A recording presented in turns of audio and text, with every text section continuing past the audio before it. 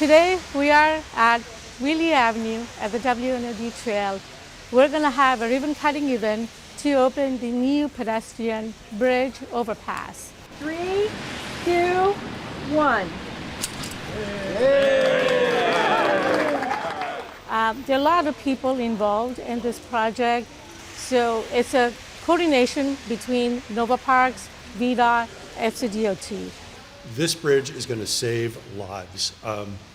The W&OD is 45 miles long. There are 70 cross streets, and some of the cross streets are more problematic than others. Wiehle Avenue, top of the list.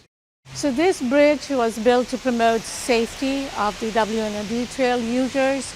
There are a lot of traffic on Wiehle Avenue, so the county wanted to make sure there's a safer access at this location. This trail not only improves public safety, but also is an integral part of so many other things we're doing in Fairfax County.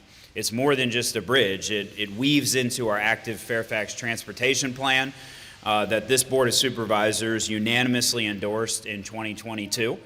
And when we have transit-oriented development, it means not only do we accommodate more people, more jobs, more economic activity, more community in a more condensed space around Metro, but it also means we have to make sure that people can walk and bicycle and get around safely. This W&OD Trail bridge overpass is a game changer for Reston. Please come on out, use the trail. If you have any question, visit our website.